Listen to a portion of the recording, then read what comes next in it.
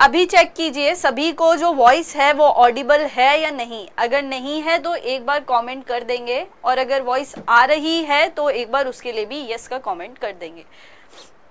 और साथ ही स्क्रीन भी देख लेगा, that is screen is visible to you और नॉट।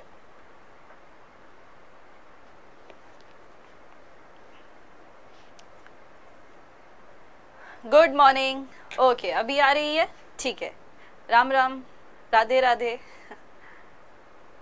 ओके फाइन, चलिए फास्टली एक रिवीजन लेंगे कल की क्लास का, एंड देन अपन आगे फर्दर आज के अपने चैप्टर फिजिक्स का first chapter actually unit and dimension की तरफ बढ़ेंगे। हमने कल जो पढ़ा था, सबसे पहले हमने साइंस पढ़ा था। साइंस का मतलब, साइंस जो है वो एक लैटिन भाषा के शब्द से आया है साइंटिया, जिसका मतलब होता है नॉलेज। वो नॉलेज जो ह्यूमंस ने अपने ऑब्जर्वेशंस और एक्सपेरिमेंट के थ्रू प्राप्त की है उसको हम कह देते हैं साइंस। साइंस को हम डिवाइड करते हैं टू पार्ट्स में, फिजिकल एंड बायोलॉजिकल। फिजिकल का मतलब जो नॉन लिविंग थिंग्स से रिलेटेड है, और बायोलॉजिकल जो लिविंग थिंग्स से रिलेटेड है। अब फास्टली कमेंट करके बताओगे कि फिजिकल साइंस के एग्जांपल्स क्या क्या होते हैं और बायोलॉजिकल साइंस के एग्जांपल्स क्या क्या होते हैं, उसके कमेंट्स आप सभी करोगे। Good morning everyone, good morning रिमझिम, अभिषेक। चलिए फास्टली बताएंगे फिजिकल और बायोलॉजिकल साइंस के एग्जांपल्स क्या क्या होते हैं। हाँ, और जो साइंस है उसकी फुल फॉर्म होती है, वेरी गुड, ऑलमोस्ट सभी स्टूडेंट्स ने इसका आंसर किया है, that is systematic comprehensive investigation and exploration of natural causes and effect. Good morning Pramod. हाँ, फिजिकल साइंस का एग्जाम्पल हो गया जियोलॉजी, फिजिक्स, केमिस्ट्री और एस्ट्रोलॉजी, वेरी गुड। और बताइए, एस्ट्रोनॉमी हो गया, राइट। और बायोलॉजिकल साइंस के, हाँ, बायोलॉजिकल साइंस के एग्जाम्पल्स हो जाते हैं हमारे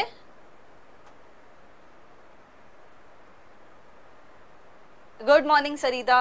और बायोलॉजिकल साइंस के हमारे एग्जाम्पल हो जाएंगे जैसे बॉटनी, जूलॉजी, ठीक है, ऑर्निथोलॉजी, एंटेमोलॉजी इत्यादि जो होते हैं वो बायोलॉजिकल साइंस के अंदर आ जाते हैं। आप लोगों के कमेंट्स जो हैं वो जल्दी जल्दी आने चाहिए। पढ़ा हुआ हमने सारा है, हम केवल उसको रिवाइज कर रहे हैं। आप लोगों का ये होमवर्क था कि आप पढ़ के आएंगे, ठीक है। साइंस की मुझे जो फुल फॉर्म है वो स्टूडेंट्स ने बता दी है, वो क्लियर है। और बाकी अभी जो कमेंट्स हैं वो आ रहे हैं धीरे धीरे।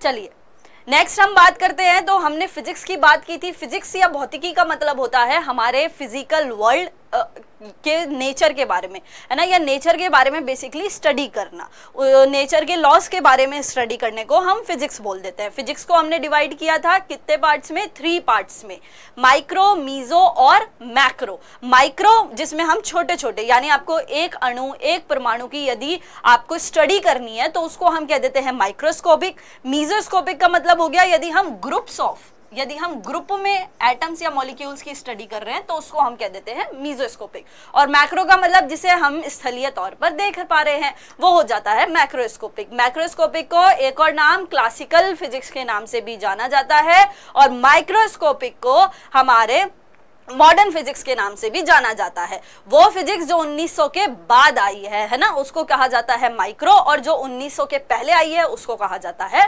मैक्रो। उसके बाद हमने मैक्रो फिजिक्स की ब्रांचेस देखी थी जिसमें मैकेनिक्स आया था, जिसको यांत्रिकी कहते हैं। यांत्रिकी का मतलब यदि कोई बॉडी रेस्ट में है या फिर वो बॉडी मोशन कर रही है तो उसके रेस्ट या मोशन की कंडीशन पे उस पे लगने वाले बलों का जो अध्ययन किया जाता है, उनकी जो स्टडी की जाती है बच्चे, वो मैकेनिक्स के अंदर की जाती है। उसके बाद आया था थर्मोडायनेमिक्स। तो थर्मोडायनेमिक्स क्या होता है, ऊष्मा से रिलेटेड, दैट इज जहां पे हीट का ट्रांसफर हो रहा है उसको हम थर्मोडायनेमिक्स कह देते हैं। थर्ड आया था इलेक्ट्रोडायनेमिक्स। इलेक्ट्रोडायनेमिक्स जहां इलेक्ट्रिक और मैग्नेटिक, इलेक्ट्रिकल और मैग्नेटिक दोनों फील्ड को आपस में एक रिलेशनशिप को रिप्रेजेंट किया जाता है, उसको इलेक्ट्रोडायनेमिक्स कह दिया जाता है। अच्छा, यहाँ पे 4 साइंटिस्ट थे जो मेन साइंटिस्ट है ना, उन्होंने कुछ इक्वेशन दी थी जिनको मर्ज करके मैक्सवेल ने एक इक्वेशन बता दी थी, है ना। तो अब मुझे बताओ वो 4 कौन कौन से साइंटिस्ट थे जिनकी इक्वेशन को मर्ज करके मैक्सवेल ने अपनी एक इक्वेशन बनाई थी, बताएंगे फास्ट। नेक्स्ट हमने पढ़ा था थर्मो के बाद, हाँ, इलेक्ट्रोडायनेमिक्स, वेरी गुड। उसके बाद हमने पढ़ा था that is your optics. Optics is basically related to study of light. प्रकाश का जो अध्ययन होता है उसको हम ऑप्टिक्स या प्रकाश की कह देते हैं। इसके अलावा आपने एक्वेस्टिक पढ़ा था, ध्वनि शास्त्र। उसका आंसर आप देंगे कि एक्वेस्टिक या ध्वनि शास्त्र जो होता है वो किसकी स्टडी से संबंधित होता है। चलिए, साइंटिस्ट थे कुलाम और स्टेट, और मैंने 4 साइंटिस्ट के नाम लिए हैं ना कि 2। मुझे चारों साइंटिस्ट के नाम बताएंगे, Coulomb, Oersted, Ampere and Faraday. Very good Ashu. इन चारों की जो समीकरण थी उनको मर्ज करके फेराडे ने एक समीकरण बना दी थी। ठीक है, आप बताएंगे एक्वेस्टिक किस चीज से रिलेटेड है। Very good. एक्वेस्टिक जो है वो किस चीज से रिलेटेड है, कौन सी ब्रांच की स्टडी को हम एक्वेस्टिक या ध्वनि शास्त्र के नाम से जानते हैं। Acoustic, very good Priyanka, that is related to sound. Sound से रिलेटेड या ध्वनि की जो कि किस तरीके से ध्वनि बन रही है या किस तरीके से उनकी वेव्स जो है ना प्रोपगेशन हो रहा है साउंड वेव्स का, उन सब की स्टडी को हम एक्वेस्टिक बोलते हैं। अच्छा, ये बताइए कि थर्मोडायनेमिक्स की जब हम बात करते हैं तो उसके हमने 1-2 एग्जाम्पल्स की बात की थी, है ना। तो थर्मोडायनेमिक्स के एग्जाम्पल्स क्या क्या हो जाएंगे, थर्मोडायनेमिक्स के एग्जाम्पल्स क्या क्या हो जाएंगे।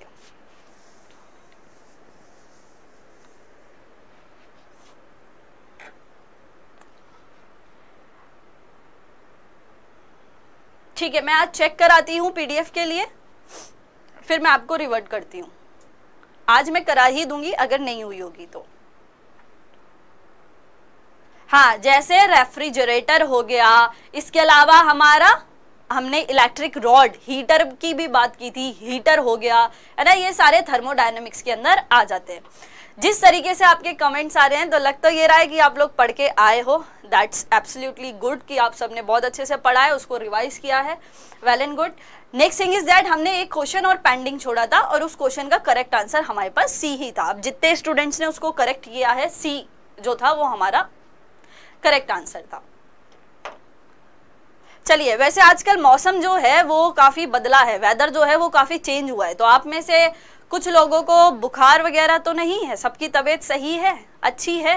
जैसे अभी हमें भी लास्ट वीक में बुखार था, लेकिन अभी सब सही है क्योंकि वेदर चेंज की वजह से जो फीवर है वो देखने को मिल रहा है।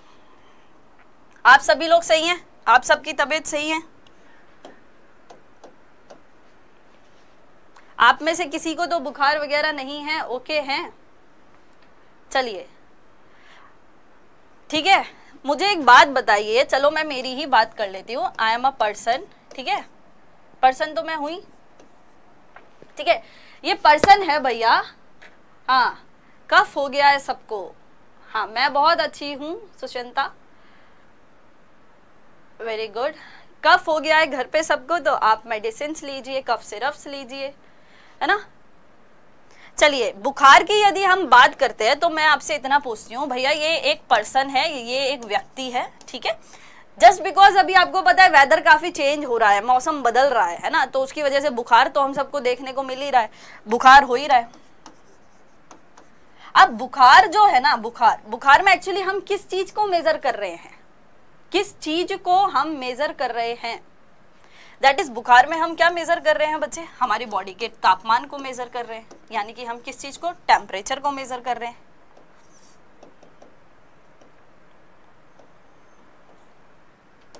टेम्परेचर को मेजर कर रहे हैं, ठीक है। अब मैं बोल रही हूँ इस टेम्परेचर को मैं माप किस में रही हूँ भैया, हमने बुखार यदि मुझे हुआ है तो मैं बुखार में किस चीज को माप रही हूँ, मेरे बॉडी के तापमान को माप रही हूँ, करेक्ट। और तापमान को मैं किस चीज में से मापती हूँ, तापमान को मैं किस चीज से नापती हूँ।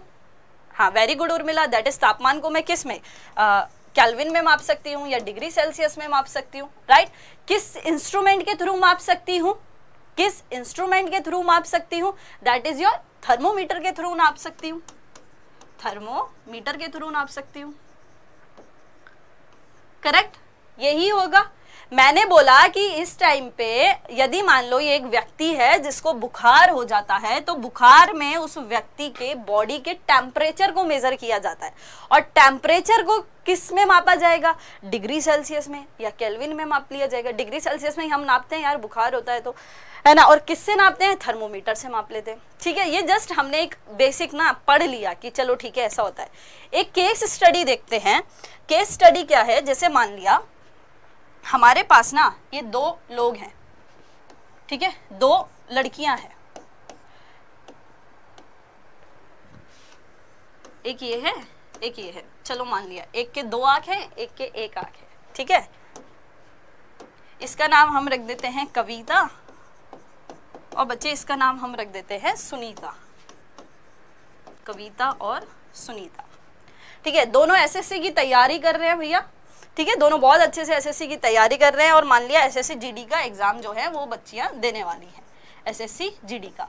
अब इस जीडी के एग्जाम में ना उनके कुछ मेजरमेंट है ना, कुछ मेजरमेंट या कुछ मापन है जो उनको क्लियर करने हैं, जिसमें पहला उनका मापन ये है, उनकी लंबाई देखी जाएगी कि इन दोनों की लंबाई कितनी है। दूसरा ये है, दोनों का वजन देखा जाएगा कि भैया दोनों का वेट कितना है ना। लंबाई देखी जाएगी, वजन देखा जाएगा। तीसरा ये होगा कि उनको दौड़ करानी है तो वो कितनी दूरी है ना, कितनी दूरी वो कवर कर पाई है या कितना वो दूरी दौड़ पाई है। इसके अलावा अब ये जो दूरी है ना वो कितने समय में दौड़ पाई है, कितने समय में दौड़ पाई है। अब दूरी हो गई, समय हो गई, तो भैया एक और मेजरमेंट है कि वो किस चाल से चली हैं या किस स्पीड से चली हैं। ये कुछ बेसिक से मेजरमेंट है जो सुनीता और कविता को जीडी के एग्जाम जब वो देंगी तो इन सब चीज का मेजरमेंट या मापन जो है वो किया जाएगा। अगर मैं बोलती हूँ जीडी की, तो यहाँ पे 1.6 किलोमीटर की जो है वो दौड़ होती है और वो शायद 8 मिनट में कंप्लीट करनी होती है फीमेल्स के लिए। ये फीमेल्स का क्राइटेरिया होता है ना। तो मान लो कविता जो है इसकी कुछ लंबाई आई, कुछ वजन आया, इतने दूरी में इसने तय किया, इतने समय इसने लिया और इतनी चाल जो है इसने कवर करी। अब मुझे ये बताइए कि ये सारी जो मैं चीजें बोल रही हूँ, लंबाई, वजन, दूरी, चाल, समय, ये सब क्या है, व्हाट इज दिस, ये है क्या एक्चुअली में? फिजिकल मेजरमेंट है, ये मुझे समझ आ गया कि मेरी बॉडी का एक फिजिकल मेजरमेंट हो रहा है, या सुनीता कविता जो है उनका फिजिकल मेजरमेंट हो रहा है। मुझे बुखार हुआ तो मेरी बॉडी में किसी चीज को फिजिकल तौर पे मापा जा रहा है। वो किस चीज को मापा जा रहा था बच्चे? तापमान को मापा जा रहा था। किसको? तापमान या टेम्परेचर को मापा जा रहा था। तो ये सब चीजें हैं क्या? ये तापमान क्या है, या फिर मैं बोलूं ये वजन क्या है, दूरी क्या है, लंबाई क्या है, समय क्या है, चाल क्या है, ये सब चीजें क्या हैं, इनको क्या बोलते हैं, या इनसे हम क्या समझते हैं? दैट इज, ये ही सारी चीजें होती हैं जिनको हम फिजिकल क्वांटिटी के नाम से जानते हैं, जिन्हें हम भौतिक राशियों के नाम से जानते हैं। भौतिक राशियां, भौतिक राशियां। अब आप लोगों ने इन सारी चीजों में ना एक चीज कॉमन मेजर की होगी, एक चीज कॉमन आई होगी इन सबको देखने पर, और वो कॉमन चीज क्या है कि ये सारी एक तो फिजिकल तौर पे मापी जा सकती हैं। सब चीजों को हम क्या कर सकते हैं? माप सकते हैं, सब चीजों को मेजर कर सकते हैं, ठीक है। और सबकी कुछ ना कुछ एक यूनिट होगी, ठीक है। दो चीजें हैं जो हम इन सारी राशियों में कॉमन देखते हैं कि एक तो इन सब को मेजर किया जा सकता है, मापा जा सकता है, और दूसरी ये कि इनको किसी न किसी मात्रक के रूप में या यूनिट के रूप में मापा जाएगा। जैसे यदि मैं लंबाई की बात करती हूँ तो आप लंबाई को मीटर में, हम लंबाई को तो हम मीटर नहीं, वो हाइट की बात हो रही थी बेसिकली। जैसे वजन है तो उसको हम किस में नाप लेंगे? किलोग्राम में नाप लेंगे। दूरी है तो इसको हम मीटर में देख लेंगे, समय को सेकंड में देख लेंगे, चाल को हम मीटर पर सेकंड में देख लेंगे।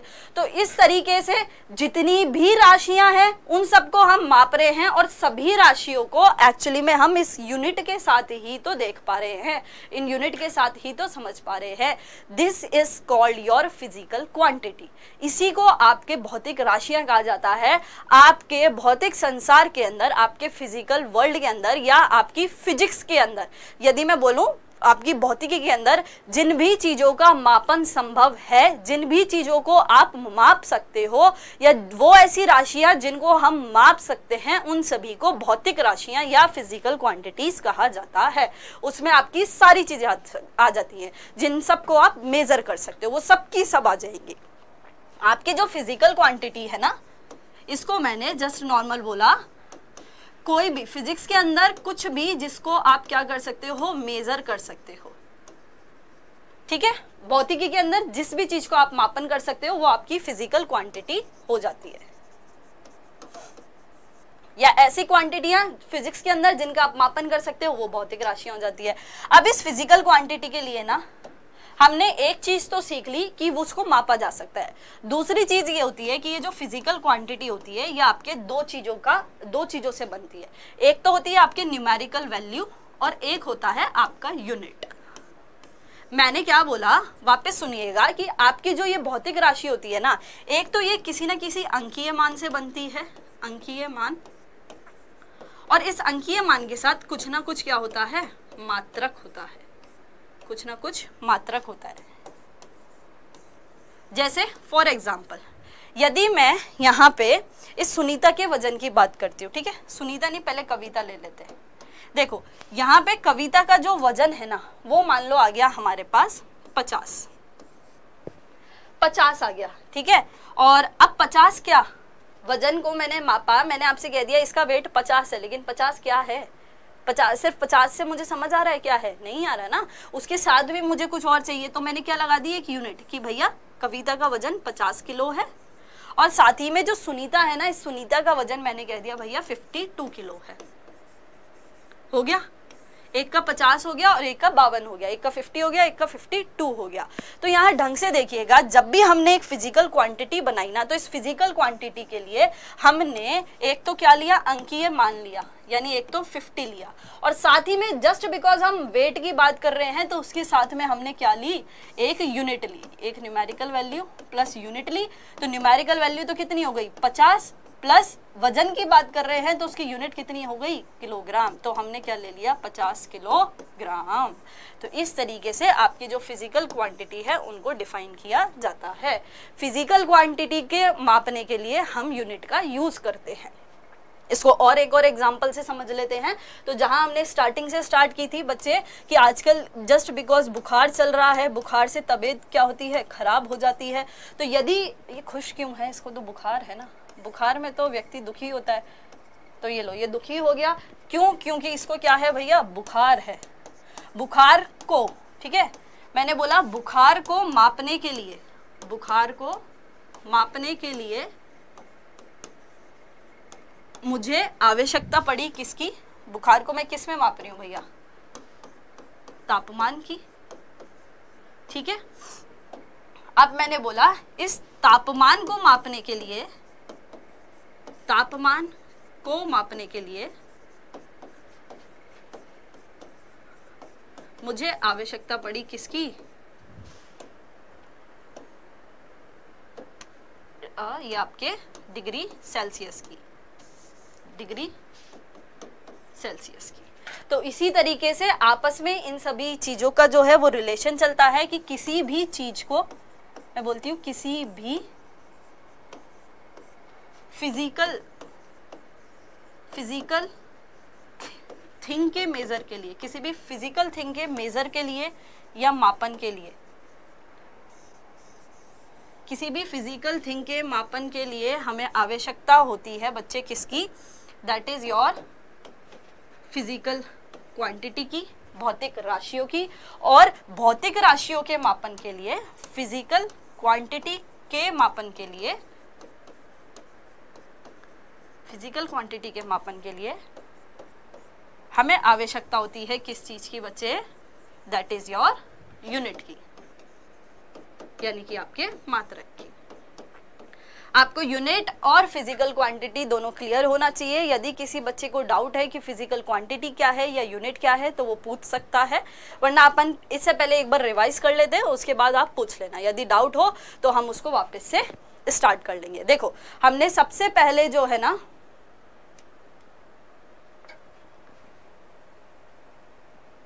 हमने सबसे पहले क्या किया था, एक पर्सन है, उस व्यक्ति को क्या था भैया, बुखार था, उस बुखार को हमने मेजर किया, ठीक है। ये जो बुखार हुआ इसको हमने मेजर किया, तो मेजर के लिए जो क्वांटिटी या जो राशि हमको चाहिए थी वो थी तापमान। अब इस तापमान को भी मापने के लिए हमें कोई चीज चाहिए थी, उसको हमने कह दिया यूनिट यानी कि मात्रक। यदि मैं कविता सुनीता की बात करती हूँ, दोनों को जीडी के एग्जाम देने हैं, तो बच्चा उनकी लंबाई को नापा जाएगा, वजन को नापा जाएगा, दूरी है, समय है, चाल है, इन सब चीजों को मापा जाएगा। उसके बाद जाकर के वो उस एग्जाम का जो फिजिकल है उसको दे पाएंगी। तो यहाँ पे ना बेसिकली लंबाई, वजन, दूरी, समय, चाल, ये सब चीजें ही क्या हैं, ये ही आपकी फिजिकल क्वांटिटी या भौतिक राशियां होती है। फिजिक्स के अंदर जिस भी चीज का मेजरमेंट हो सकता है, जिस भी चीज को मेजर किया जाता है, उसको हम फिजिकल क्वांटिटी के रूप में जानते हैं या समझते हैं। अब इस फिजिकल क्वांटिटी को हम टू थिंग से मिलकर के बनाते हैं। एक होता है अंकीय मान, न्यूमेरिकल वैल्यू, दूसरा होता है मात्रक यानी कि यूनिट, जैसा हमने देखा। अब इसका मुझे वजन नापना है ना, तो उस वजन को नापने के लिए ना मुझे एक तो मान चाहिए होगा और दूसरा मुझे मात्रक चाहिए होगा, तभी मैं किसी भी फिजिकल क्वांटिटी को माप पाऊंगी। यदि मैं बुखार की ही बात करती हूँ तो बुखार को मापने के लिए भी, मेरे बॉडी के जो हाईएस्ट टेम्परेचर है उसको मेजर करने के लिए भी, उस फिजिकल क्वांटिटी को मेजर करने के लिए भी मुझे ना एक तो कोई भी न्यूमेरिकल वैल्यू और एक यूनिट की आवश्यकता होगी। जैसे मैंने बोला भैया मुझे 101 डिग्री सेल्सियस बुखार है, तभी तो डॉक्टर है जो वो इलाज कर पाएगा। 101 बुखार है, ये वैल्यू आएगी, इस वैल्यू के साथ कुछ ना कुछ यूनिट आएगी, तभी तो उस चीज का इलाज क्या हो पाएगा, उसका उपचार जो है वो हो पाएगा। ठीक है, तो हमारे फिजिकल क्वांटिटी के लिए न्यूमेरिकल वैल्यू प्लस यूनिट की हमको आवश्यकता होती है। यूनिट क्या होता है, तो हम कह सकते हैं कि किसी भी चीज को मापने के लिए या किसी फिजिकल थिंग को के मेजरमेंट के लिए फिजिकल क्वांटिटी चाहिए होती है, और फिजिकल क्वांटिटी को मेजर करने के लिए हमको यूनिट या मात्रक की आवश्यकता होती है। ठीक है, इतना आप सभी को क्लियर होना चाहिए। इतना क्लियर है तो हम लोग आगे चलते हैं, बट उससे पहले आप एक बढ़िया सा अच्छा सा कमेंट करोगे कि सब कुछ ओके है और आप लोगों को समझ आ रहा है। देखो यहाँ पे मैंने आपको यूनिट एंड डायमेंशन जो चैप्टर है उसकी हेडिंग को एक्सप्लेन नहीं किया था, क्योंकि यूनिट और डायमेंशन जो चैप्टर है ना, ये इस कंप्लीट चैप्टर को आप समझ लोगे ना, तब जाके आपको चीजें क्लियर होंगी कि यूनिट क्या है और एक्चुअली में डायमेंशन क्या है। स्टार्टिंग में ही मैं उसको बता दूंगी, तो हम जो एकदम बेसिक से चलते हैं ना, तो वहां से आपको वो चीजें जो है वो समझ नहीं आएगी। अगर मैं आपको स्टार्टिंग में बोल दूं ये यूनिट होता है, मैं नहीं बताऊं आपको फिजिकल क्वांटिटी क्या है, मैं नहीं बताऊं आपको न्यूमेरिकल वैल्यू क्या है, तो आप डायरेक्ट उस यूनिट को नहीं समझ पाओगे ना। दैट्स वाई हमने चैप्टर को नहीं एक्सप्लेन किया, उसके नाम को मैंने केवल यूनिट डायमेंशन रखा था। अब जब आप चैप्टर समझ लोगे ना, जब हम धीरे धीरे चीज़ों को से गो थ्रू होंगे, तो आपको खुद ही क्लियर हो जाएगा यूनिट एंड डायमेंशंस क्या चीज़ है। और मैं आई होप आपको यूनिट्स तो क्लियर हो ही गया होगा कि इस चीज़ को भैया यूनिट बोला जाता है ना। चलिए अब चलते हैं अपन आगे। I feel happy when I got fever because okay Pritam, that was so good. Book आप फॉलो करेंगे गॉडफादर, मैंने पहले भी कहा था गॉडफादर बुक को परचेज कर लीजिएगा, तो गॉडफादर को ही हमें कंटिन्यू फॉलो करते हुए चलना है। देखो अभी हमने बात की थी क्वांटिटीज की, भौतिक राशियों की, एक बार पढ़ लेते हैं लैंग्वेज में इस चीज को क्या बोला जाता है। तो लैंग्वेज में quantities in terms of physics which quantities in terms of which laws of physics are described and whose measurement is necessary। यानी कि अगर हम बात करते हैं वो सभी राशियां जिनमें हमारे भौतिकी के फिजिक्स के लॉज लग रहे हैं, उन सभी राशियों को ना, उन सभी राशियों के मापन के लिए, उन सभी राशियों को मेजरमेंट करने के लिए हमें ये फिजिकल क्वांटिटी की आवश्यकता होती है। फिजिकल क्वांटिटी इसको बच्चे दो पार्ट में डिवाइड किया जाता है। आप समझते चलना, चीजों को लर्न करते हुए चलना। फिजिकल क्वांटिटी को, भौतिक राशियों को दो भाग में बांटा जाता है, टू पार्ट्स में डिवाइड किया जाता है। एक को बोला जाता है स्केलर यानी कि अदिश राशियां, दूसरे को बोला जाता है वेक्टर यानी कि सदिश राशियां।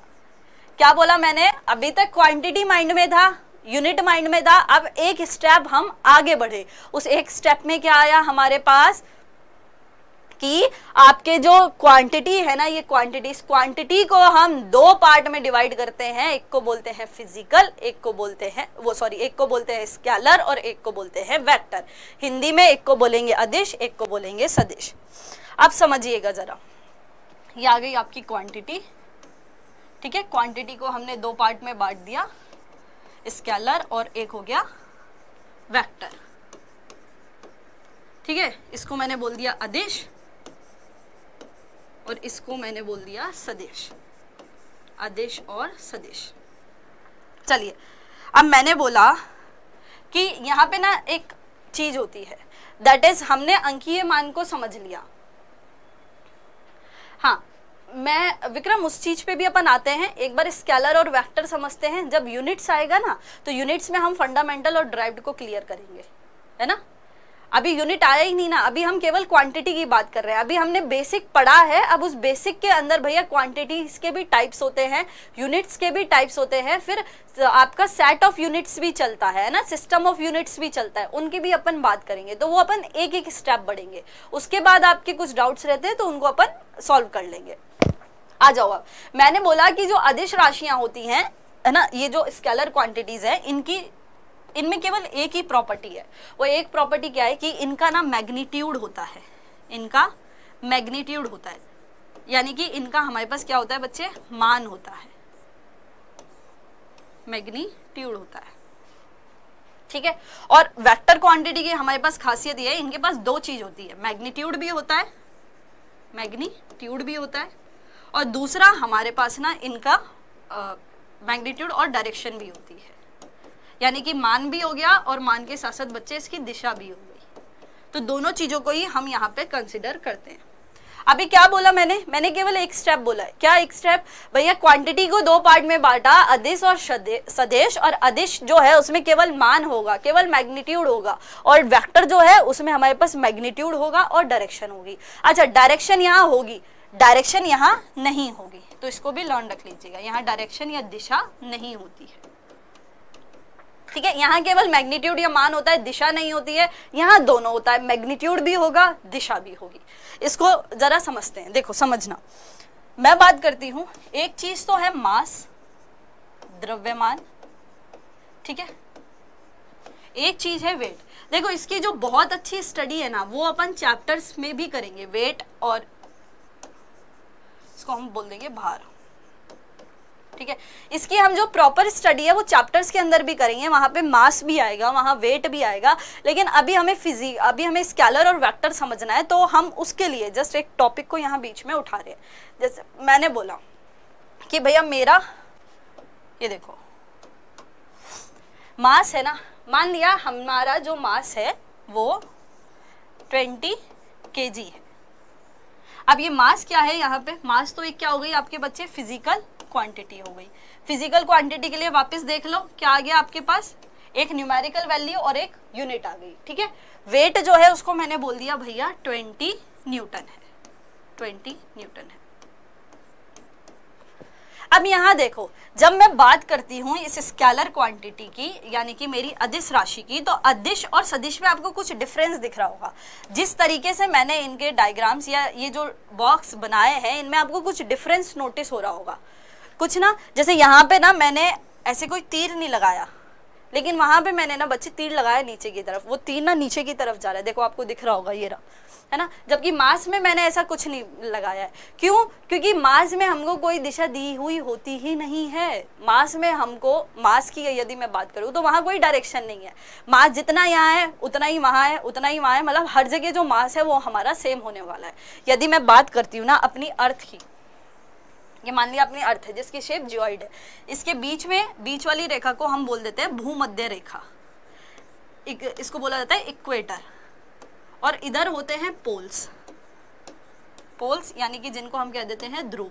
अब यदि ना आप इस भूमध्य रेखा पे चल जाओ, आप इन ध्रुवों पे चल जाओ, या आप पृथ्वी के नॉर्थन या सदर्न हेमिस्फीयर कहीं पे भी चल जाओ, हर जगह आपको जो मान है ना, ये जो मास की जो वैल्यू है ना, मास की जो वैल्यू है वो आपको सेम ही मिलने वाली है, हर जगह सेम ही मिलने वाली है। कहीं भी चल जाओ, कहीं भी, पृथ्वी में आप कहीं भी घूम लो, अर्थ पे आप कहीं भी घूम लो, आपको हर जगह जो है वो आपके मास की वैल्यू सेम मिलेगी। वहीं यदि मैं बात करती हूँ थोड़ा सा अपने वेट की, ठीक है, वेट की, तो वेट की यदि मैं बात करती हूँ ना, तो इक्वेटर पे जो वेट है ना वो हमको थोड़ा सा लो फील होगा, कम फील होगा। लेकिन जैसे ही हम इक्वेटर से ध्रुव की तरफ जाएंगे तो हमारा जो वेट है ना वो बढ़ेगा। क्यों बढ़ रहा है? क्योंकि यहाँ पे ना हमारे जी का मान वेरी करता है। जी क्या होता है? जी एक ना एक्सेलरेशन ड्यू टू ग्रेविटी होता है। एक आप याद रख लो ग्रेविटी, है ना, ग्रेविटी की फॉर्म में याद रख लो कि एक ग्रेविटी होता है, जो हमारा एक्चुअल में W होता है ना, W यानी कि हमारा जो वेट होता है वो वेट हमारा मास इनटू में G होता है। मास और वेट में बच्चे यही डिफरेंस होता है कि W is equal to mg होता है और m जस्ट नॉर्मल होता है। यहाँ W ना सीधे सीधे वेरी करता है g के साथ। यदि g की वैल्यू बढ़ेगी तो W की वैल्यू भी बढ़ेगी, यदि g की वैल्यू घटेगी तो W की वैल्यू भी घटेगी।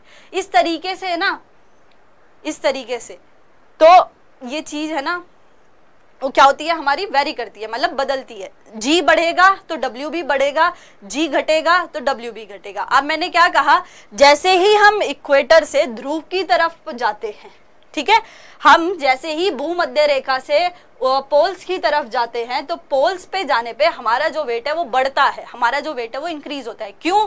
क्योंकि वहां पे इस G की वैल्यू भी क्या हो रही है बच्चे, इंक्रीज हो रही है, G की वैल्यू भी बढ़ रही है। यदि मैं भूमध्य रेखा पे के किसी शहर पे खड़ी हूँ, मतलब जहां से भूमध्य रेखा जा रही है, मैं उनमें से किसी सिटी में या कंट्री में हूँ, तो वो वेट जो है ना वो जैसे जैसे मैं ऊपर की तरफ जाऊंगी, पोल्स की तरफ जाऊंगी, तो वो चेंज होता रहेगा। जैसे यदि मैं बात करती हूँ, आज मेरा यहाँ पे कुछ वेट है और वही वेट को मैं चांद पे जाके मेजर करती हूँ, ठीक है, तो उस वेट में क्या आ जाएगा, डिफरेंस आ जाएगा। लेकिन यदि मेरा यहाँ कुछ मास है और उसी सेम मास को मैं चांद पे जाके मेजर करती हूँ तो वो सेम ही रहेगा। इसका मतलब क्या हुआ, इसका मतलब मैं मोटी नहीं हुई इसका मतलब ये नहीं है कि वो मेरा वेट जो है वो वहां जाके बढ़ रहा है, दैट मीन्स मैं मोटी हूँ, नहीं, वो चीजें चेंज हो रही हैं, है ना, वो चीजें वेरी कर रही है। किसके साथ वेरी कर रही है बच्चे, G के साथ वेरी कर रही है। तो इसलिए अभी कंसेप्ट याद रखो, हम वेट और मास की बात कर रहे थे, बाहर की बात कर रहे थे और अपने द्रव्यमान की बात कर रहे थे। द्रव्यमान वो चीज होती है जो हर जगह समान रहती है। द्रव्यमान बेसिकली कुछ नहीं है, आपके पदार्थ का एक गुण है ना, आपके प्रॉपर्टी ऑफ मैटर है, जस्ट नॉर्मल आपके पदार्थ का एक गुण या प्रॉपर्टी ऑफ मैटर को ही हम मास या द्रव्यमान के नाम से जान लेते हैं। और वेट क्या है, वेट एक रिलेशन है, that is your weight is equal to m into में G होता है। जैसे जैसे G चेंज होगा वैसे वैसे W भी आपका चेंज होगा। अब समझो, जब इस कंसेप्ट को हम समझते हैं तो यार जब मेरा वेट पोल्स पे अलग आ रहा है, मेरा वेट इक्वेटर पे अलग आ रहा है, मेरा वेट चांद पे अलग कुछ और ही जा रहा है, दैट मीन्स वहां पे कुछ ना कुछ तो चीजें क्या है, चेंज हो रही है ना, कुछ ना कुछ चीजें तो चेंज हो रही है ना, वहां पे कुछ ना कुछ तो ऐसा एक्ट हो रहा है ना। जैसे स्केलर है भैया, इसमें कुछ नहीं हुआ, या मैं बात करूं मास है, इसमें कुछ नहीं हुआ, लेकिन वेट में हमको वो डायरेक्शन देनी पड़ी, वो दिशा हमको देनी पड़ी, क्योंकि हमारा G कहाँ लगता है भैया, हर चीज ऊपर से नीचे की तरफ ही गिरती है ना। जैसे आज मैंने पेन को गिराया तो ये ऊपर से नीचे की तरफ ही गिरेगा, न्यूटन के सर पे एप्पल गिरा था, वो ऊपर से नीचे की तरफ ही गिरा था, राइट। तो हर चीज ऊपर से नीचे गिरी है, दैट इज उसकी डायरेक्शन हमको शो हो रही है। यदि आप ऊपर ऐसे जाते हो ना, ऐसे जाते हो, ऊपर से नीचे जाते हो, तो ये G को हम पॉजिटिव लेते हैं। वहीं यदि हम नीचे से ऊपर जाएंगे ना तो इस G की वैल्यू को हम माइनस लेंगे, नेगेटिव लेंगे। हाँ, ये भी होता है, ऊपर से नीचे गए तो आप पॉजिटिव लेते हो, नीचे से ऊपर जाओगे तो आप इस G की वैल्यू को भी चेंज करोगे, वो क्या हो जाएगी आपकी, माइनस हो जाएगी। अब जब G की वैल्यू चेंज हो रही है बच्चे, तो हमारे W की वैल्यू भी तो चेंज होगी, W की वैल्यू भी तो बदलेगी। क्यों? क्योंकि मैंने अभी आपको कहा था जैसे जैसे G का मान बदलता है वैसे वैसे W का मान भी बदलता है। G और W ना एक दूसरे के, आप समझ लो, डायरेक्टली प्रोपोर्शनल हो गए। यदि G बढ़ेगा तो W भी बढ़ेगा, G घटेगा तो W भी घटेगा। यदि कोई चीज ऊपर से नीचे की तरफ जा रही है, ऊपर से नीचे की तरफ, तो वो G पॉजिटिव यानी W पॉजिटिव, है ना, और कोई चीज नीचे से ऊपर जा रही है तो दैट मीन्स G आपका नेगेटिव हो जाता है। इसलिए W और G का रिलेशन याद रखना। जहां भी आपको डायरेक्शन दी जाती है बच्चे, जहां भी आपको, है ना, मान तो दिया ही जाएगा, मान के साथ साथ डायरेक्शन भी दे दी जाती है, उसको आप वेक्टर कहते हो, उसको आप सदिश कहते हो। और जहां केवल आपको मान देकर के छोड़ दिया जाता है उसको हम अदिश यानी कि स्केलर क्वांटिटी कह देते हैं। आप लर्न कैसे करना है, तो लर्न कैसे करोगे, देखो, जब भी हमको ना दो ऐसी चीजें हैं जो एक दूसरे के मतलब अपोजिट में लर्न करनी है। जैसे मान लो मैंने स्केलर बोला, स्केलर में मैग्नीट्यूड है बट डायरेक्शन नहीं है, वेक्टर है, वेक्टर में स्केलर भी है, मैग्नीट्यूड भी है। जो अदिश राशि होती है उसमें केवल हमारे पास संख्यात्मक मान होता है या एक परिमाप होता है, लेकिन दिशा नहीं होती। और वहीं सदिश राशि में हमारे पास दोनों होता है। तो जब भी सेम पॉइंट पे हमको दो चीजों में डिफरेंस करना होता है ना, तो एक चीज को याद रख लो, दूसरी तो उसके अपोजिट है, वो अपने आप माइंड में सेट हो जाएगी। जैसे यदि अभी हम स्केलर को याद कर लेते हैं, केवल हम स्केलर को याद करेंगे तो स्केलर की अपोजिट क्या है, वेक्टर है, तो वेक्टर हमें अपने आप याद हो गई। जैसे मैंने बोला आपका झारखंड जो है ना, जो आप का झारखंड एक स्टेट है, उसी में एक डिस्ट्रिक्ट है, ठीक है, वहां पे ही एक छोटी सी कोई जगह है जिसको बोला जाता है आपका सरमतनार, ठीक है। अब जैसे मैं बोलती हूँ फॉर एग्जाम्पल, मैंने बोला कि जयपुर है मैम, है ना, okay Urmila you are from Jharkhand, वाह, जैसे जयपुर है, ठीक है, मुझे रिजर्वेशन कराना है, मान लिया मुझे जयपुर से और अलवर तक का रिजर्वेशन कराना है, ठीक है। तो जब मैं टिकट बुक करने जाऊंगी ना, तो वहाँ पे ना जैसे हम ऑनलाइन टिकट्स बुक करते हैं, तो आप देखना ऑनलाइन टिकट्स में ना जयपुर के लिए JPR ऐसे लिखा आएगा और अलवर के लिए ना AWR ऐसे लिखा आएगा। इसी चीज, इन शॉर्ट वर्ड्स रहते हैं जिनसे ना हम उन चीज़ों को पहचान पाते हैं, उन चीज़ों को समझते हैं कि ये अलवर बेसिकली AWR को रिप्रेजेंट कर रहा है, जयपुर या JPR को रिप्रेजेंट कर रहा है। उससे देख के हम हमारा डेस्टिनेशन और हमारा जो स्टार्टिंग और एंडिंग पॉइंट है उनको हम बेसिकली सिलेक्ट कर लेते हैं, है ना। अब ऐसे ही समझो, वहाँ पे ये जो डिस्ट्रिक्ट है ना, ये जो एक जगह है, ये एक रेलवे स्टेशन है। इस रेलवे स्टेशन को ना ये लोग शॉर्ट फॉर्म में लिखते हैं SMND। क्या लिखते हैं बच्चे? SMND। मैंने बोला झारखंड है ना, उसी के अंदर कोई डिस्ट्रिक्ट है कोडेरमा, उसी के अंदर ये एक जगह है, उस जगह को ये शॉर्ट फॉर्म में लिखते हैं SMND। जैसे अलवर को AWR, जयपुर को JPR, वैसे ही इसको लिखा जाता है SMND। अब इस SMND को समझना क्यों जरूरी था, मैंने ये SMND क्यों समझाया, उसका रीजन था, देखो SMND, मैंने आपको एक चीज बोली थी, हम केवल स्केलर को याद करेंगे। तो S4 क्या हो गया बच्चे? स्केलर हो गया। S4 क्या हो गया? स्केलर हो गया, यानी कि अदिश हो गया। M4 क्या हो गया बच्चे? आपका मैग्नीट्यूड हो गया, मैग्नीट्यूड हो गया, ठीक है। N4 क्या हो गया? आपका नो हो गया, नो। और D4 क्या हो गया? आपका डायरेक्शन हो गया, डायरेक्शन हो गया। हमने केवल इतना याद रखा, SMND होता है स्केलर में, मैग्नीट्यूड होता है, नो डायरेक्शन होता है।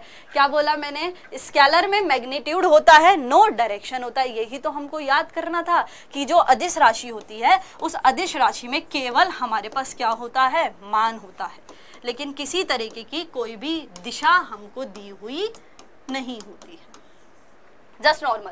हमने SMND याद कर लिया, स्केलर में मैग्नीट्यूड, नो डायरेक्शन, बस ये लर्न। वेक्टर इसका क्या है? अपोजिट है, यानी जिसमें मैग्नीट्यूड भी है और जिसमें डायरेक्शन भी है, यानी कि VMD। वेक्टर में मैग्नीट्यूड और डायरेक्शन हो जाती है, लेकिन हम इसको याद नहीं करेंगे। मैंने क्या बोला? जब भी सेम पॉइंट पे दो चीजों में डिफरेंस करना हो तो केवल एक चीज को याद करेंगे, दूसरा उसका अपोजिट है, वो अपने आप दिमाग में सेट हो जाएगा, उसको याद ही मत करो, बस इतना सेट रखो वो उसका अपोजिट है, बस उसमें कंफ्यूज ही नहीं होगे, कभी कंफ्यूज नहीं होगे यदि दो सेम चीजों पे इस तरीके से चलोगे। चलो वापस पॉइंट पे आते हैं। SMND हो गया, स्केलर में मैग्नीट्यूड है, नो डायरेक्शन है, SMND हो जाता है। अब इस SMND के भी कुछ एग्जाम्पल्स हैं जो हमें लर्न करने होते हैं। जैसे हम स्टार्ट करते हैं से। मैंने बोला सविता, सविता क्लास में भी है सविता, चलिए सविता का आधा, ये हम ना उसके एग्जाम्पल्स पढ़ने जा रहे हैं। किसके एग्जाम्पल्स बच्चे? हम एग्जाम्पल पढ़ रहे हैं SMND के। याद रखना SMND क्या हो गया? स्केलर में मैग्नीट्यूड है, नो डायरेक्शन है, यानी हम स्केलर क्वांटिटी की एग्जांपल्स को पढ़ने जा रहे हैं। सविता का आधा द्रव्य है भाई साहब, सविता का आधा द्रव्य, आधा, इसको आदू लिखते हैं। सविता का आदू द्रव्य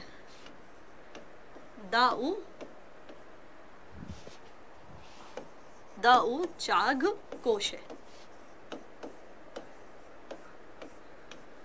क्या बोला मैंने? वापस समझो, स्केलर क्वांटिटी के एग्जांपल्स देखे जिसमें था सविता का आधु द्रव्य दाऊ चाग है, दाऊ चाग कोश है। सविता का आधा द्रव्य दाऊ चाग है, सविता का आधु द्रव्य है और दाऊ चाग कोश है। क्या बोला? सविता का आधु द्रव्य है और दाऊ चाग कोश है। ठीक है, एक बार और बता देते हैं, सविता का, ठीक है, सविता का आधु द्रव्य है, दाऊ चाग कोश है। अब इसका मतलब क्या हुआ तो समझना, ये हुआ से, यहां हमने लिखा वी, यहां हमने लिखा ता, सविता का आ दू, और ये लिख दिया भाई साहब आपका द्रव्य। ठीक है, ये हो गया द्रव्य। तो से होता है बच्चे समय, वे वैसे होती है आपकी विद्युत धारा। इंग्लिश में भी बताती हूँ, वेट, ये हो गया आपका टाइम,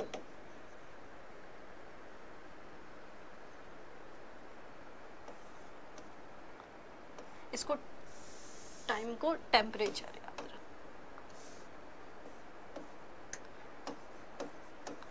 समय, ये हो गया टाइम, ठीक है। विद्युत धारा, ये हो गया आपका इलेक्ट्रिक करंट, ठीक है। से हो गया समय यानी टाइम, वी से हो गया विद्युत धारा यानी इलेक्ट्रिक करंट, ता से हो गया आपका तापमान, तापमान यानी हो जाता है आपका टेम्परेचर, टेम्परेचर। का से आ जाओ, का से हो जाता है आपका कार्य, जिसको हम इंग्लिश में बोल देते हैं वर्क। आ से होता है, आ से कई सारी चीजें होती हैं, एक साथ ही 2-3 नाम को याद रख लीजिएगा। आ से होता है आयतन, आ से ही होता है आवेग, और आ से ही आपका होता है आवेश, ठीक है। आयतन, आवेग और आवेश। आयतन का मतलब हो गया वॉल्यूम, आवेश का मतलब हो गया आपका चार्ज, जो इलेक्ट्रिक चार्ज होता है ना वो, और एक मिनट, आवेश का मतलब हो गया चार्ज, और आवेग है ये, आवेग का मतलब हो गया इम्पल्स, ठीक है। आगे चले तो हमारे पास आया दू का मैं इस साइड लिख देती हूँ। दू से हो गया हमारे पास दूरी, और द्रव्य से हो गया हमारे पास, अभी हम पढ़ के आए हैं, दैट इज योर द्रव्यमान। यहाँ तक क्लियर होना चाहिए। दैट इज सविता का आदु द्रव्य। स से हो गया समय यानी टाइम, वी से हो गया आपकी विद्युत धारा इलेक्ट्रिक करंट, ता से हो गया तापमान टेम्परेचर, का से हो गया कार्य वर्क, आ से हो गया आपका आयतन आवेग आवेश यानी कि आपके वॉल्यूम इम्पल्स और आपका चार्ज। देन आफ्टर दू से हो गया दूरी, इसको इंग्लिश में बोल देते हैं डिस्टेंस, इंग्लिश में रह गया था, और द्रव्यमान यहाँ से हो गया आपका मास। आगे चले, सविता का आदु द्रव्य दाऊ, सविता का आधा द्रव्य हो गया। अब आता है हमारे पास दाऊ चाग कोश, वापस रेड, दैट इज योर दा उ चाग कोश।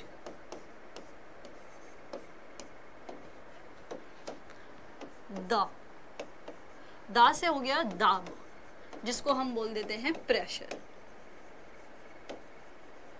प्रेशर, ठीक है। नेक्स्ट हमारे पास आता है ऊ से हो गया आपका ऊंचाई, जिसको हम बोल देते हैं हाइट। और यही एक और चीज याद रखोगे, क्या, ऊर्जा, ऊर्जा जिसको हम बोल देते हैं एनर्जी। इसका मैं इधर लिख रही हूँ, चा से हो जाता है आपका चाल, जिसको हम बोलते हैं इंग्लिश में स्पीड। घ से मेरे पास हो जाता है बच्चे घनत्व, जिसको हम इंग्लिश में बोल देते हैं डेंसिटी। अभी समझाती हूँ, एक बार लिख लेते हैं, उसके बाद इन चीजों को याद करते हैं। कैसे हमारे पास होता है कोण, मतलब हो जाता है एंगल। से हमारे पास होती है शक्ति, जो हो जाता है पावर, ठीक है। ये कुछ स्केलर क्वांटिटीज हैं बच्चे, इन कुछ स्केलर क्वांटिटीज को हमको ना याद रखना है। वो हम याद कैसे करेंगे, देखो, हमने सबसे पहले हमने क्या देखा, सविता का आदु द्रव्य दाऊ चाग कोश को देखा। ये कुछ एग्जाम्पल्स हैं आपके स्केलर क्वांटिटी के, यानी कि मैं आपके अदिश राशि की, है ना। देखो, मोस्टली जो एग्जाम्पल्स है ना, मोस्टली जितने एग्जाम्पल्स है वो सब हमने इन ट्रिक्स में कवर कर लिए हैं। ये ट्रिक्स में, ये इस तरीके से ट्रिक्स में लर्न कर लिए है ना। जो मोस्टली पूछे जाते हैं ना, अक्सर जो चीज जहां आप अटकोगे, जो चीज आएगी, तो ऑलमोस्ट हमने यहाँ कवर कर लिए हैं।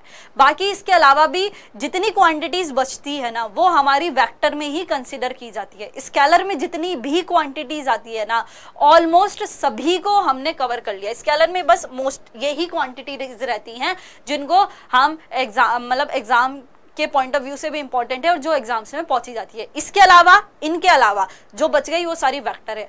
इसलिए मैंने कहा था केवल स्केलर को याद रखो। स्केलर को हमने SMND याद रख लिया, अब हम केवल स्केलर के एग्जाम्पल्स को ट्रिक से लर्न रख रहे हैं। उसके अलावा जो जितनी भी चीजें बच गई ना, वो सारी आपकी किस में चली गई भैया, उन सबको आप कर देना वेक्टर में, कंफ्यूज ही नहीं होना। केवल आपको क्या करना है, स्केलर के एग्जांपल्स की जो ट्रिक है इसको याद रखना है। इस ट्रिक में अगर आपको कुछ मिल जाता है तो वो स्केलर है, नहीं मिलता है तो हटाओ, वो गया वेक्टर में, गया वो वेक्टर में।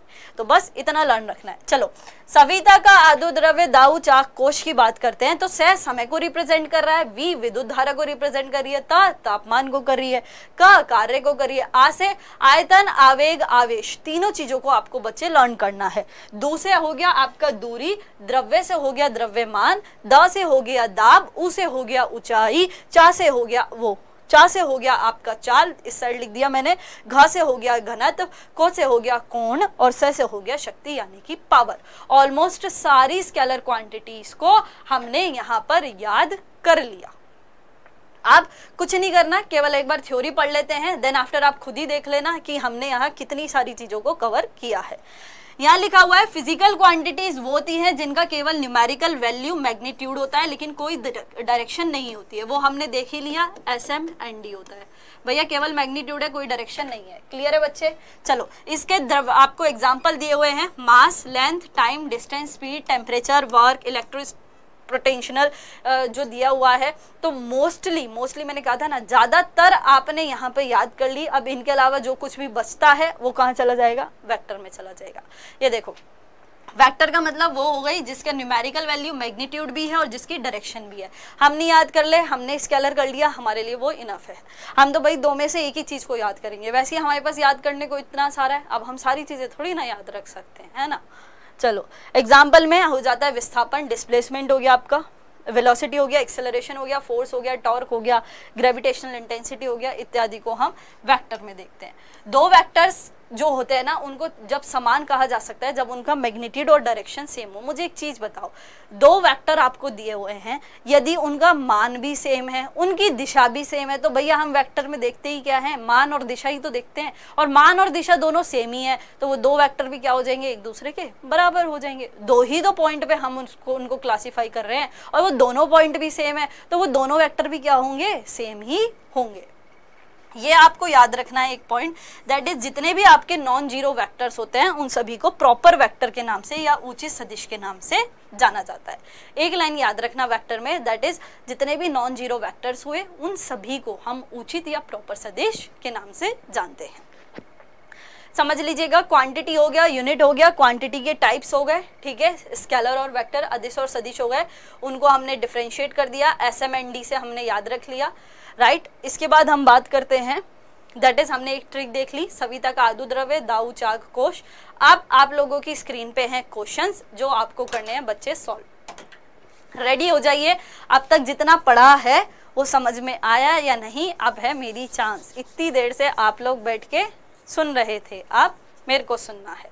चलिए, पहला क्वेश्चन आपको स्क्रीन पे दिख रहा होगा जो आप सभी से ये पूछ रहा है कि which of the following are properties of scalar quantities. निम्न में से अदिश राशियों के गुण क्या हैं, निम्न में से अदिश राशियों के गुण क्या हैं। पहला आपको बोल रहा है स्केलर क्वांटिटीज की न्यूमेरिकल वैल्यू होती है, क्या अदिश राशियों का संख्यात्मक मान होता है। दूसरी, स्केलर क्वांटिटीज की डायरेक्शन होती है, क्या अदिश राशियों की दिशा होती है। तीसरी, स्केलर क्वांटिटीज के पास दिशा नहीं होती। और चौथी पूछ रहा है स्केलर क्वांटिटीज के पास न्यूमेरिकल वैल्यू नहीं होती। तो हम कैसे सॉल्व करेंगे इसको, कैसे सॉल्व करेंगे, SM and D से सॉल्व करेंगे।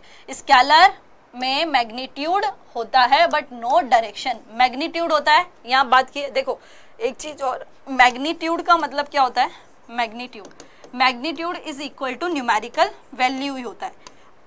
जो आपका परिमाप होता है उसका मतलब अंकीय मान ही होता है। दोनों में से कोई भी शब्द लिखा है उसमें जो बात है वो एक ही की गई है, ठीक है, या तो मैग्नीट्यूड बोल देगा या न्यूमेरिकल वैल्यू बोल देगा। चलिए, तो स्केलर क्वांटिटीज में न्यूमेरिकल वैल्यू होती है, फर्स्ट वाला करेक्ट है जी, बिल्कुल होती है। हमको M दिख रहा है। स्केलर क्वांटिटीज में डायरेक्शन होती है, नहीं, हमने क्या पढ़ा है, नॉट डायरेक्शन होती है। तो कहाँ ये दिख गया आपको, नॉट डायरेक्शन होती है। फर्स्ट और थर्ड आपका सही होगा, तो राइट आंसर आपका क्या हो जाता है, C, दैट इज और फर्स्ट एंड C करेक्ट। चलिए, सेकेंड क्वेश्चन बताइए, which of the following are vector quantity, निम्न में से कौन सी सदिश राशि है, सदिश राशि है। मास या द्रव्यमान, लेंथ या लंबाई, टाइम या समय, फोर्स या बल। निम्न में से कौन सी सदिश राशि है, वेरी गुड, ऑलमोस्ट सबने आंसर दिया है, S M and D, very good. Second का सबसे फर्स्ट आंसर दिया है हमें, किसने दिया है बच्चे सेकंड का? वेद प्रकाश ने, वेरी गुड वेद प्रकाश। चलिए, इन्होंने हमको राइट आंसर ये बता रहे हैं और ऑलमोस्ट बच्चे राहुल और इन सबके मुझे जो आंसर दिख रहे हैं रिमझिम के, सबके दिख रहे हैं सी, लेकिन पंकज जी ने बोला है बी। चलिए, हमने बात की वेक्टर क्वांटिटी की। देखो मैंने क्या बोला, स्केलर याद रखो। स्केलर में क्या आ गया? सविता का आधा द्रव्य, दाऊ, चाग, कोश आ गया। अब इसके अलावा जो बच गई वो किस में आ गई? वेक्टर में। अब उनको देख लो, उनमें से कोई ऐसी है नहीं जो हमको दिख रही हो, तो बचता क्या है हमारे पास? हमने बल उसमें पढ़ी ही नहीं थी। मैंने नहीं बोला था ना स्केलर में बल आती है, मैंने लिखी है, आपने देखी है, मैंने बल का जिक्र ही नहीं किया, मैंने फोर्स की बात ही नहीं की, तो हमारी वेक्टर क्वांटिटी क्या हो गई? फोर्स हो गई। चलिए नेक्स्ट पे आइए, which type of quantity is work? कार्य किस प्रकार की राशि है? कार्य की बात हो रही है। आपके केवल सदिश राशि है, यानी केवल वेक्टर है, केवल स्केलर है, अदिश है, या वेक्टर और स्केलर दोनों है, या कुछ भी नहीं है? ये तो सबसे ही बेस्ट आंसर है, कुछ भी नहीं है।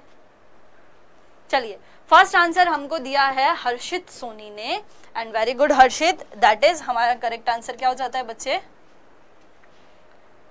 हाँ, हमारा करेक्ट आंसर क्या हो जाता है? That is scalar. हमने पढ़ी थी सविता का आधा द्रव्य, दाऊ, चाग, कोश, तो उसी में सविता का से क्या हो जाता है? कार्य हो जाता है। चलिए next question, which of the following are scalar quantities? निम्न में से कौन सी अदिश राशियां हैं? दैट इज योर टेम्परेचर और तापमान, ज्योति तीव्रता यानी लाइट इंटेंसिटी, ये ल्यूमिनस इंटेंसिटी, स्पीड और चाल, और नेक्स्ट हो जाता है आपका वॉल्यूम या आयतन।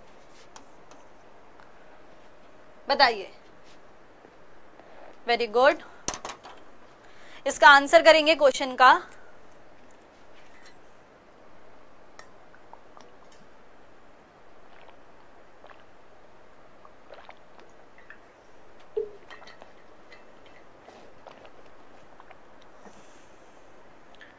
सबसे पहले जो आंसर आया है फोर्थ का, वो मेरे पास आया है वापस से हर्षित सोनी का।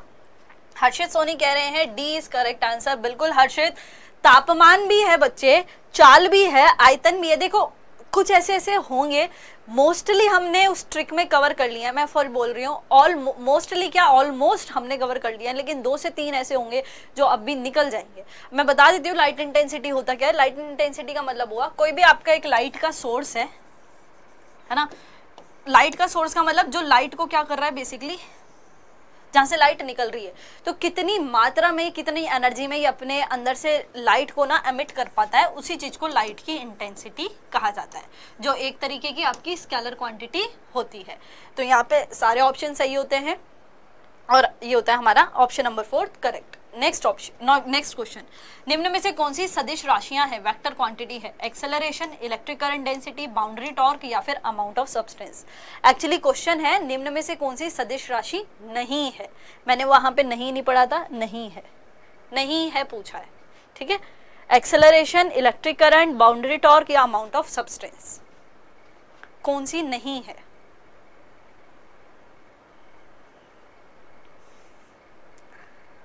मेरे पास सबसे पहले आंसर आ रहा है बी वालों का आंसर सही नहीं है। बी वालों का आंसर सही नहीं है, वापस चेक कीजिए, वापस चेक कीजिए। दैट नहीं, बी वालों का आंसर सही नहीं है बाबू। आपके ना, आप जो कमेंट कर रहे हो ना बी, वो सही नहीं है। इसका जो राइट आंसर होगा वो हमारे पास होगा D, that is amount of substance, यानी कि पदार्थ की मात्रा। अब ढंग से समझना, एक्सेलरेशन देखो आ गया था, बाउंड्री टॉर्क, आघूर्ण जो है ये भी हमारे किस में जाएगा? वेक्टर में जाएगा। अब खुद समझो, अमाउंट ऑफ सब्सटेंस, एक चीज समझना इसको ना, अमाउंट ऑफ सब्सटेंस का मतलब होता है आपका मास। मास से याद कर लो, अगर ये नहीं याद हो रहा ना तो इसको जस्ट नॉर्मल मास से याद रख लो, द्रव्यमान से याद रख लो। सिमिलर टू द्रव्यमान, अमाउंट ऑफ सब्सटेंस या पदार्थ का एक ऐसा गुण है या पदार्थ की कुछ ऐसी मात्रा हो गई जिसको हम मास या द्रव्यमान के नाम से बेसिकली बच्चे याद रख रहे हैं। नहीं याद हो रहा तो just normal amount of substance जहां दिखता है वहां मास या द्रव्यमान याद रख लो। वैसे जब हम फंडामेंटल क्वांटिटीज पढ़ेंगे ना तो वहां पे एक जो 7वें नंबर की क्वांटिटी होती है वो उसमें हम अमाउंट ऑफ सब्सटेंस को कंसिडर करते हैं जिसका ऐसा ही मात्रक भी मोल होगा। लेकिन अभी के लिए अमाउंट ऑफ सब्सटेंस या पदार्थ की मात्रा से वो कहना चाह रहा है द्रव्यमान। किसी भी पदार्थ की मात्रा को इन शॉर्ट आप क्या कह सकते हो, उसका द्रव्यमान कह सकते हो, उसका मास कह सकते हो। और यहाँ पे ये इसी चीज को रिप्रेजेंट कर रहा है। जस्ट यही इस बार के एसएससी एग्जाम्स में देखा जा रहा है। जो देखा जा रहा है ना वो यही पैटर्न को देखा जा रहा है। पढ़ा हुआ बच्चे का सब होता है लेकिन जस्ट ना वो केवल या तो ऑप्शन से खेलता है। ऑप्शन से कैसे, जैसे आपने 3 ऑप्शंस तो पढ़े हैं वो आपको गॉडफादर में भी मिल जाएंगे। 4th ऑप्शन जो है ना, 4th ऑप्शन उसने जस्ट थोड़ा सा ट्रिकी कर दिया है और वो ट्रिकी करते ही आपको लगता है यार एग्जैक्ट तो ये है ही नहीं। बच्चे एग्जैक्ट नहीं होता है। अब उन्होंने जो लेवल का अप्रोच रखा है ना वो इसी पैटर्न पे रखा है, इसी तरीके से रखा है। यहाँ ये जो अमाउंट ऑफ सब्सटेंस पदार्थ की मात्रा को परिभाषित करता है वो मास के रूप में कर रहा है, द्रव्यमान के रूप में कर रहा है कि वो द्रव्यमान बताना चाह रहा है। हम कौन सा सोच रहे हैं यहाँ पे कि हमारा माइंड जा रहा है कि अमाउंट ऑफ सब्सटेंस तो ऐसा ही मात्रक में आता है, उसकी ऐसा यूनिट मोल होती है, यही सोच रहे हैं हम। और वैसे भी याद रखो जितने भी फंडामेंटल यूनिट्स है ना, अगर आप फंडामेंटल यूनिट सोच रहे हो ना बच्चे, तो जितनी भी फंडामेंटल यूनिट्स होती हैं वो सारी की सारी स्केलर क्वांटिटीज होती हैं, वो वेक्टर नहीं होती हैं। इस चीज को भी याद रख लो। अगर आपको यहाँ पे वो भी याद आ रहा है ना तो वहां भी सारी फंडामेंटल और fundamental quantities are scalar. Fundamental सारी की सारी स्केलर होती हैं, वो नहीं होती हैं आपके वेक्टर। तो उससे याद रख लो। तो अभी आपका ऑप्शन नंबर डी क्या हो जाता है, करेक्ट हो जाता है। दोनों में से जो अप्रोच लगानी है वो लगा लो, लेकिन आंसर हमारा डी करेक्ट होता है। चलिए क्वेश्चन नंबर 6 पे, वे भौतिक राशि है जिनमें केवल संख्यात्मक मान होता है, यानी केवल न्यूमेरिकल वैल्यू होती है और आपके कोई भी दिशा या डायरेक्शन नहीं होती है, उसको क्या कहा जाता है, स्केलर वेक्टर या स्केलर वेक्टर दोनों या कुछ भी नहीं। बताइए फटाफट, what is the correct answer of your question number 6?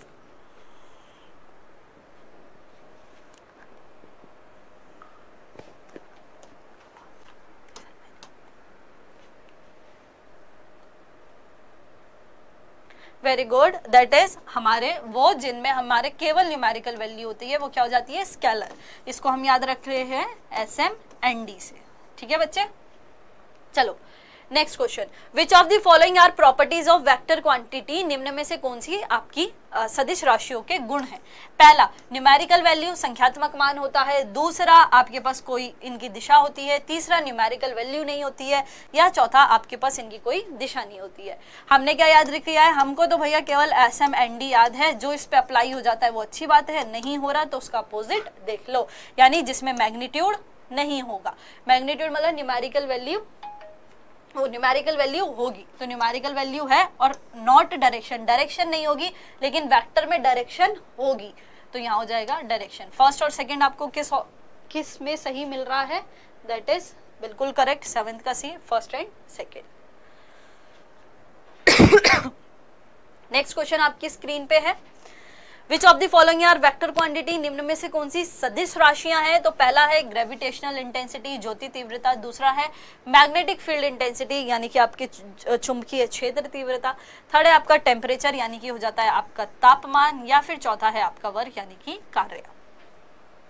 निम्न में से कौन कौन सी आपके वेक्टर यानी कि सदिश राशियां है, चारों में से कौन सी होगी, चारों में से कौन कौन सी होगी। तो याद कर लो, सविता का आधा द्रव्य दाऊ चाग, बच्चों याद रखोगे, दाऊ चाग कोश, उसमें का से आपके पास कार्य आ जाता है, ता से आपके पास तापमान आ जाता है, तो ये दोनों तो हटी जाती हैं, बची क्या फर्स्ट और सेकंड। और फर्स्ट और सेकंड किस ऑप्शन में है, वापस सी नंबर के में। ठीक है, चलिए question number 9, which of the following are scalar quantity, निम्न में से अदिश राशियां कौन सी होंगी। तो ऑप्शन नंबर ए है आपके पास वेलोसिटी या वेग, बी है इलेक्ट्रिक करंट या विद्युत धारा, सी है इलेक्ट्रिकल इंटेंसिटी, या डी है आपके पास विस्थापन। निम्न में से कौन सी स्केलर क्वांटिटी होगी, दैट इज वेग, विद्युत धारा, विद्युत तीव्रता, या फिर आपका विस्थापन, कौन सी होंगी बताइए।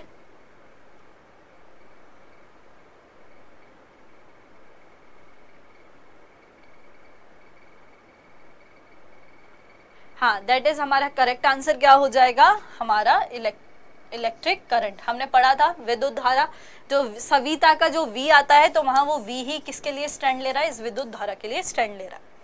Those physical quantities which have both numerical value and direction are called, वे भौतिक राशियां जिनमें संख्यात्मक मान व दिशा दोनों होती हैं, डैश कहा जाता है। ए वेक्टर या सदिश, बी स्केलर या दिश, ए एंड बी बोथ, या डी कोई नहीं। सबसे पहले आंसर दिया है हर्षित सोनी ने, हर्षित बहुत सही, या that is our correct answer is 10th का एक।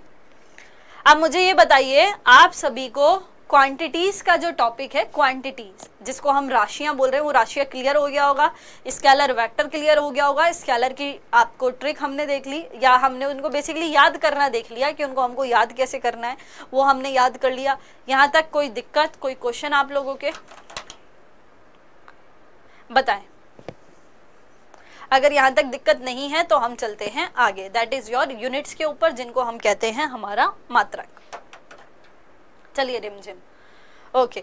अब देखो यूनिट या मात्रक की जब मैं बात करती हूँ, ये कल से मैं क्या करूंगी ना, इसके टेक्स्ट साइज जो है ना, इनको थोड़ा सा बड़ा रखवाऊंगी।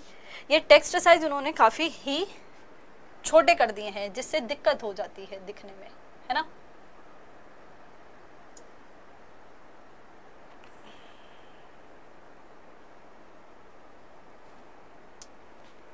ये देखिए अभी,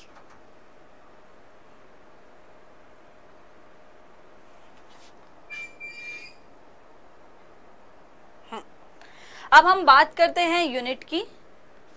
हाँ, ओके, प्रशंसा, थैंक यू। चलिए हम बात करते हैं ट्रिक की नहीं, सॉरी, यूनिट्स की। यूनिट्स में हमारे पास आता है मात्रक। देखो मात्रक वैसे तो हम पढ़ आए हैं, है ना, मात्रक वैसे तो हमने पढ़ लिया है। क्या होता है मात्रक, जो हमारी फिजिकल क्वांटिटी को मेजर कराने के लिए काम आता है, जिससे हम फिजिकल क्वांटिटी को या भौतिक राशियों को माप सकते हैं, उसको हम मात्रक कह देते हैं। एक बार डेफिनेशन देख लेते हैं। डेफिनेशन कह रही है कि मेजरमेंट का मतलब होता है ना, किसी भी आपका कोई भी एक ऐसी अननोन क्वांटिटी है जो आपको नहीं पता है ना, ऐसी कोई अननोन राशि है जो आपको नहीं पता है, उस अननोन राशि की कुछ ज्ञात चीज से तुलना करना, यानी comparison of some unknown quantity with some known या फिक्स्ड क्वांटिटी को ही हम कह देते हैं, इसको तो हम कहते हैं मेजरमेंट। लेकिन जो ये फिक्स्ड क्वांटिटी है ना, इस फिक्स्ड क्वांटिटी को हम कह देते हैं यूनिट। यहाँ पे हमको दो शब्द याद रखने हैं, एक होता है मापन और एक होता है मात्रक। एक होता है मेजरमेंट, एक होता है यूनिट। मेजरमेंट या मापन का मतलब होता है किसी भी नोन क्वांटिटी का, किसी भी ज्ञात चीज का अज्ञात राशि से, या फिर आपके मतलब नोन क्वांटिटीज, अननोन क्वांटिटी से। अननोन क्वांटिटी का नोन क्वांटिटी से जो कंपैरिजन होता है उसको मेजरमेंट कहते हैं। हिंदी में बात करते हैं किसी भी अज्ञात राशि का या अज्ञात मात्रा का किसी ज्ञात मात्रा के साथ जो कंपैरिजन होता है उसको मेजरमेंट कहते हैं। और ये जो ज्ञात चीज है ना हमारे पास, इस ज्ञात चीज को ही हम हमारी यूनिट यानी कि हमारा मात्रक कहते हैं। दैट इज अज्ञात मात्रा की कुछ निश्चित मात्रा के साथ तुलना, यानी कि कंपैरिजन करना किसी अननोन क्वांटिटी को किससे, सम नोन या नोन क्वांटिटी से, उसी को हम मेजरमेंट कहेंगे। और जो नॉन क्वांटिटी है ना, ये वाली जो क्वांटिटी है, ये नॉन या फिक्स्ड क्वांटिटी, इस नॉन या फिक्स्ड क्वांटिटी को हम यूनिट कहेंगे। अब एग्जाम में क्वेश्चन आपको दोनों लैंग्वेजेस में देखने को मिल सकता है। वहां आपसे मेजरमेंट भी पूछा जा सकता है और वहां आपसे यूनिट भी पूछा जा सकता है, लेकिन आपको दोनों चीजें क्लियर होनी चाहिए। नेक्स्ट आपके अगर बात करते हैं तो हमने याद किया है फिजिकल क्वांटिटी के मेजरमेंट के लिए या भौतिक राशि को मापने के लिए हमें किसकी, यूनिट्स की या मात्रकों की जरूरत होती है, और यही हमने याद किया, वही आपके सामने लिखा हुआ है। जब हम फर्दर आगे चलते हैं तो भैया यूनिट्स को भी हम दो पार्ट में डिवाइड करते हैं। ये देखिए यूनिट को भी हमने कितने पार्ट्स में डिवाइड किया, 2 पार्ट्स में। एक को बोल दिया जाता है फंडामेंटल यानी कि मूल मात्रक, और दूसरे को बोला जाता है डिराइव्ड यानी कि व्युत्पन्न मात्रक। क्या बोला मैंने, एक को बोला जाएगा फंडामेंटल मूल मात्रक, दूसरे को बोला जाएगा डिराइव्ड यानी कि व्युत्पन्न मात्रक। फंडामेंटल जो बने हुए हैं, जो हमारे नेचर के अंदर इंडिपेंडेंट हैं, ठीक है, इंडिपेंडेंट रूप में जो मौजूद हैं, मतलब अस्वतंत्र रूप में जो मौजूद हैं, उनको कह देते हैं हम हमारे फंडामेंटल या मूल मात्रक। और जो हमारे इन मूल मात्रकों पर निर्भर कर रहे हैं उनको हम कह देते हैं डिराइव्ड यूनिट। यानी कि आज मैं हूं, अगर मैं किसी चीज के लिए ना, मैं मान लो एक ऐसी यूनिट हूं जो दूसरी यूनिट पर, या मैं हूं जो किसी चीज पर के लिए किसी चीज पर डिपेंड नहीं हूं, तो मैं तो हो गई क्या फंडामेंटल। और अगर मुझसे है ना कुछ और लोग हैं जो मान लो मुझ पे डिपेंड है, तो वो कुछ और लोग क्या हो गए मेरे लिए डिराइव्ड, क्योंकि वो मुझसे मिलकर के बन रहे हैं या मेरे हेल्प से वो क्या कर रहे हैं, ग्रो कर रहे हैं, या कुछ भी ऐसा समझ सकते हो। बस ये समझ लो जो इंडिपेंडेंट है उसको कह देते हैं हम हमारा फंडामेंटल, और जो इस फंडामेंटल पे डिपेंड कर रहा है उसको बोल दिया जाता है डिराइव्ड यूनिट। इनकी जो डेफिनेशंस है ना वो बहुत ही कम एग्जाम्स में देखने को मिलती हैं, लेकिन इन मतलब ऐसा नहीं है कि आती नहीं है, आती हैं लेकिन बहुत कम आती है। ज़्यादातर जो हैं वो इनके एग्जाम्पल्स देखने को मिलते हैं, उदाहरण देखने को मिलते हैं, और उदाहरणों को ही हम ज़्यादातर याद रखते हैं। अब देखो यहाँ पे एक बच्चा अभी पूछ भी रहे थे शायद विक्रम कि मैम फंडामेंटल और बेस क्वांटिटीज को फंडामेंटल और बेस यूनिट्स बोला जाता है। तो जी बिल्कुल, हमारे फंडामेंटल या मूल मात्रक की डेफिनेशन भी यही होती है कि ऐसी यूनिट्स या ऐसे मात्रक जो फंडामेंटल और बेस क्वांटिटीज से, है ना, अभी हमने क्वांटिटीज पढ़ा था। अब वो क्वांटिटी में जो भी हमारे फंडामेंटल और बेस क्वांटिटीज है ना, उन फंडामेंटल और बेस क्वांटिटीज की जो यूनिट्स होती हैं, उन जो हमारे मूल मात्रक है ना, उन मूल राशियों के जो मात्रक होते हैं उन्हीं को हम कह देते हैं मूल मात्रक, यानी कि आपके फंडामेंटल यूनिट। मैं वापस रिपीट कर रही हूँ, मैंने क्या कहा, मैंने कहा जो फंडामेंटल और बेस क्वांटिटी है ना, तो उस फंडामेंटल और बेस क्वांटिटी की जो यूनिट्स होती हैं उनको कह दिया जाता है आपके फंडामेंटल यूनिट्स। हिंदी में बात करें तो जो आपके मूल राशियां होती है ना, उन मूल राशियों के जो मात्रक होते हैं उन मात्रकों को कहा जाता है आपके मूल मात्रक।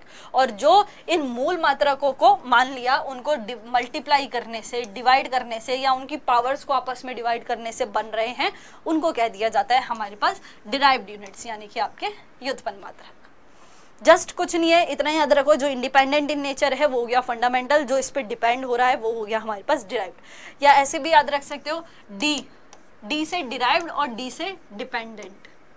डी से डिराइव्ड होता है और डी से डिपेंडेंट होता है। तो जो डिपेंडेंट है वो ही डिराइव्ड है, जो डिपेंडेंट है वो ही डिराइव्ड है, और जो इंडिपेंडेंट है वो हमारे पास फंडामेंटल है।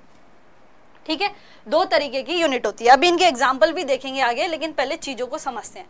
देखो ये टेक्स्ट साइज छोटा है, इसमें आपको कुछ दिखेगा नहीं, इसलिए इस टेबल को मैंने कुछ बड़ा करने के लिए ऐसे दिखा दिया था।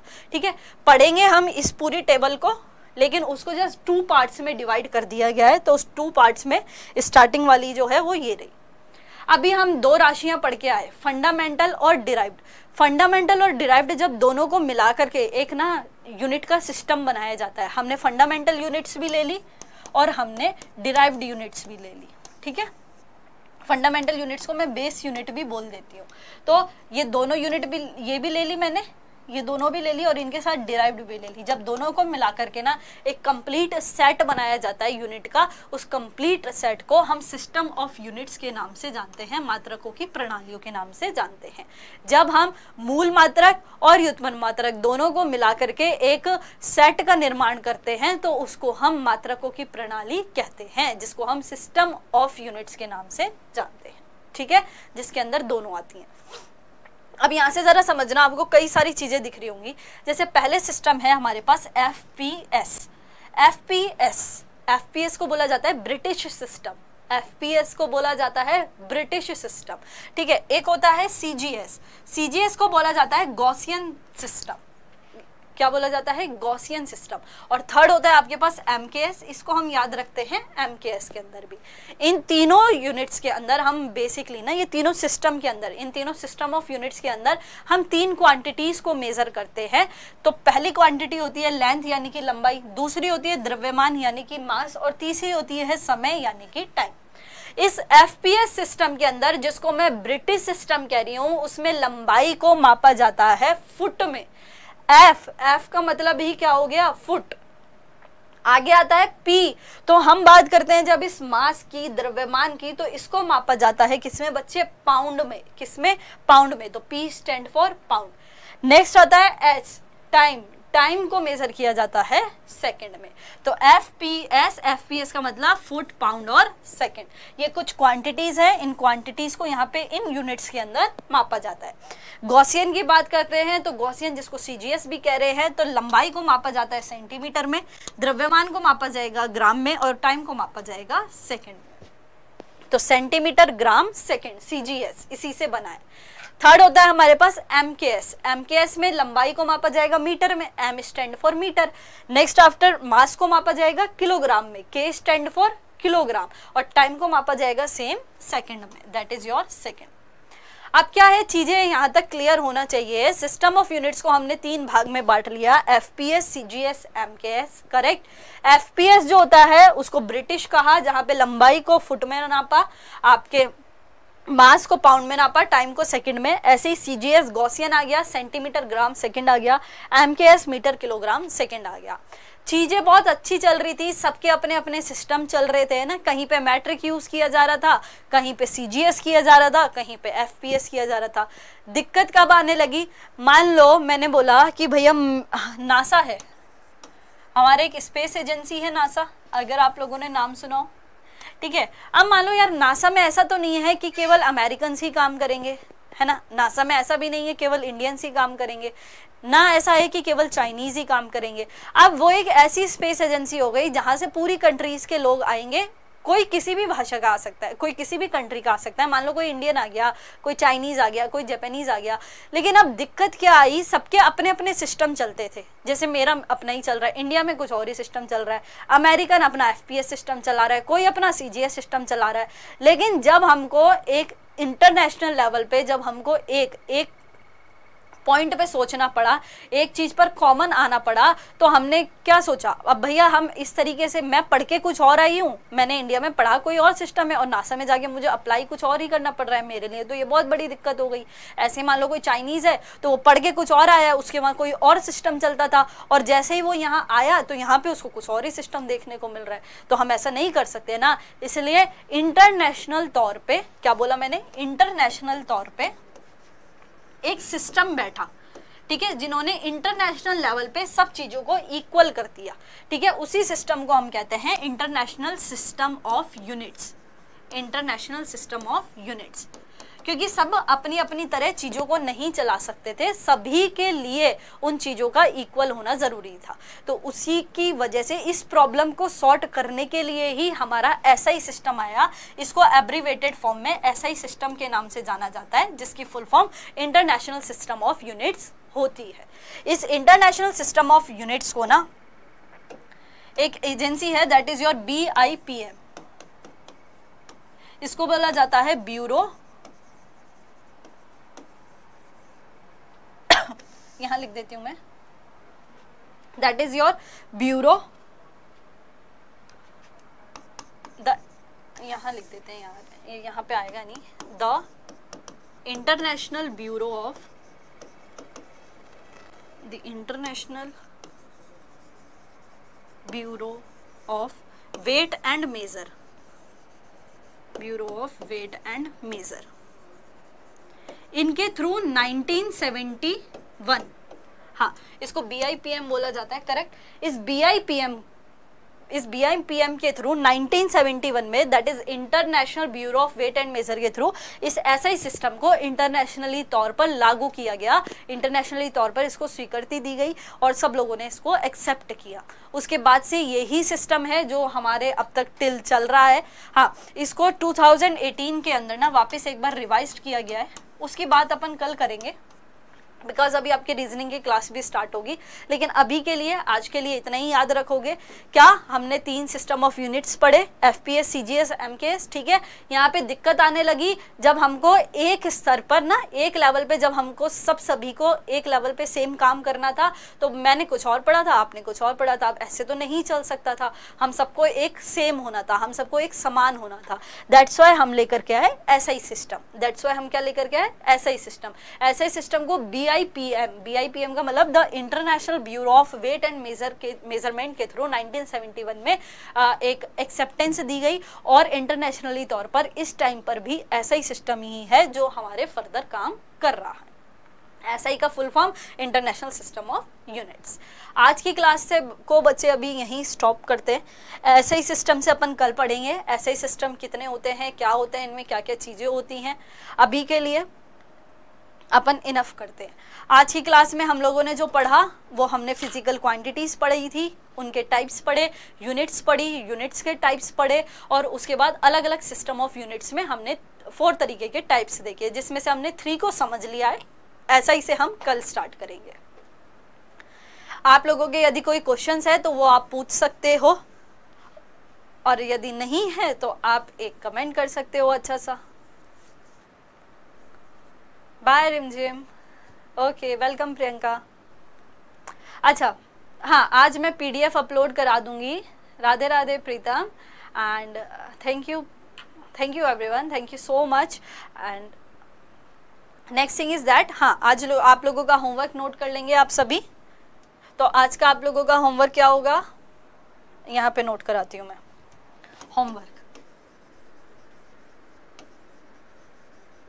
ठीक है, तो होमवर्क आपका है एक तो सेम, क्या करना है आपको, पूरा अच्छे से रिवाइज करना है, ठीक है। एक तो क्या करना है, थैंक यू एवरीवन। हाँ, केमिस्ट्री की भी गॉडफादर ही आपको पढ़ाई जाएगी। हाँ, टेक्स्ट साइज जो है वो कल से आपको सही मिल जाएगा। सेकंड, पहला तो है आज का होमवर्क क्या है, एक तो आपको सभी को अच्छे से सारी चीज़ों को रिवाइज करना है, अच्छे से रिवाइज कर लेंगे। और हाँ, और दूसरा है ना, मुझे ये बताओगे, हम मास एंड वेट के बारे में पढ़ रहे थे, मास एंड वेट दोनों चीज़ों को हमने अच्छे से समझा था, अच्छे से पढ़ा था, ठीक है। तो मास जो होता है ना, ये मास तो आपको मैं आई होप आपको क्लियर होना चाहिए। ये जो वेट है ना, ये वैरी करता है। तो चंद्रमा जो होता है ना, चांद जो होता है, उस चंद्रमा पे हमारे पृथ्वी का कितना गुना, यदि मैं बात करूं मेरा वेट चंद्रमा पे जाके कितना हो जाएगा, इसके बीच में एक रिलेशन होता है, चंद्रमा के और पृथ्वी के बीच में एक रिलेशन होता है वेट का। वो आप लोग मुझे कल बताएंगे कि वो कितने का रिलेशन होता है, कितने बट्टे का रिलेशन आप लोगों को देखने को मिलता है। अब वो तो आप कल बताएंगे, वो 1/6 होता है, या फिर वो 6 गुना होता है, या फिर वो 6/1 मतलब 6 ही होता है, या 7/1 होता है, मतलब क्या होता है वो मुझे नहीं पता है। वो मेरी तरफ से, मुझे आज के लिए नहीं आता है, मेरी तरफ से आपको दे दिया गया है। अब आप वो मुझे कल क्लियर करेंगे, ठीक है। इसके अलावा आप कुछ पूछना चाहते हैं वो पूछ सकते हैं, और नहीं पूछना चाहते तो अभी आप लीव कर सकते हैं। मैं क्लास को स्ट्रीम ऑफ करती हूँ, आप ओके का कमेंट कर दीजिए। रिवाइज कल सारा करके आना, पहले सुन लेना। हाँ ठीक है, okay Pritam, thank you so much everyone. Okay, welcome Sarita. Okay खुशी, वेद प्रकाश, ओके।